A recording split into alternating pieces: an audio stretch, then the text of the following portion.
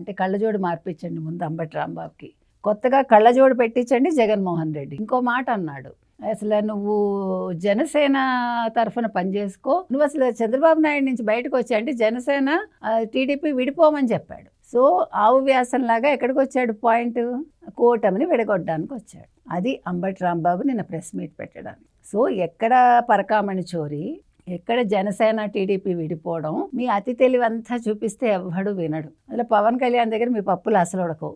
ఆయన ఇష్టం అండి, ఆయన సనాతన ధర్మం అంటాడు, లేదు ఇంకేదో ధర్మం అంటాడు. నీ మతం ఏంటని అడుగుతావేంటి పిచ్చాడిలాగా? ఆయన క్లియర్గా చెప్పాడు, నాది హిందూ మతం, నేను హిందువునని. వాళ్ళ ఆవిడ క్రిస్టియన్, అది కూడా చెప్పాడు ఆయన. వాళ్ళ ఆవిడ కూడా నేను నమ్మకం ఉంది నాకు అని అఫిడవిట్లో సైన్ చేసింది.